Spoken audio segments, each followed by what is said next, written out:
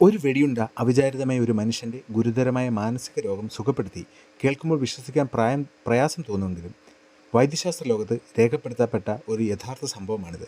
ഒരു 19കാരനായ ജോർജ് വർഷങ്ങളായി obsessive compulsive disorder അഥവാ OCD എന്ന കടുത്ത മാനസിക രോഗത്തായി വലയുകയായിരുന്നു. ഒരു കാര്യത്തെക്കുറിച്ച് അമിതമായി ചിന്തിക്കുകയും അത് ആവർത്തിച്ച് ചെയ്യുകയും ചെയ്യുന്ന അവസ്ഥയാണിത്.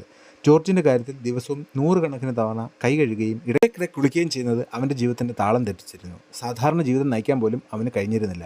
ഈ അവസ്ഥയിൽ മനംനൊന്ത് ഒരു ദിവസം ജോർജ് ഒരു അറ്റകൈ പ്രയോഗത്തിന് മുതിർന്നു. അവനൊരു .22 കാലിബർ റൈഫിൾ ഉപയോഗിച്ച് സ്വയം തലയ്ക്ക് വെടിയുതിർക്കാൻ ശ്രമിച്ചു.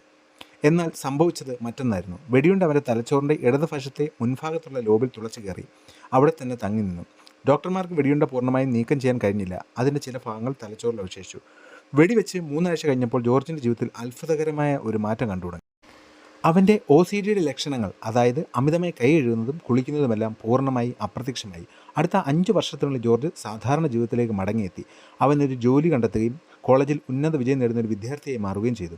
ഈ കേസ് കൈകാര്യം ചെയ്ത ഡോക്ടർ ലാസ്ലോ സോലിയോം പറഞ്ഞത്, വെടിയുണ്ട തലച്ചോറിൽ ഏൽപ്പിച്ച ആഘാതം ജോർജിൻ്റെ OCDക്ക് കാരണമായിരുന്ന തലച്ചോറിൻ്റെ ഭാഗത്തെ നിർജ്ജീവമാക്കുകയും അതേസമയം അവൻ്റെ മറ്റ് ബുദ്ധിപരമായ കഴിവുകൾക്കൊന്നും കാര്യമായ തകരാർ സംഭവിക്കാതിരിക്കുകയും ചെയ്തു എന്നതാണ്.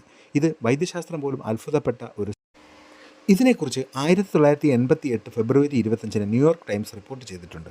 അതേപോലെ ഇതിനെക്കുറിച്ചുള്ള വിശദമായ വിവരങ്ങളടങ്ങുന്ന പഠനം ഫിസിഷ്യൻസ് വീക്ക്ലി എന്ന മാനസികരോഗ വിഭാഗത്തിലെ ജേർണലിൽ ഉൾപ്പെടുത്തിയിട്ടുമുണ്ട്.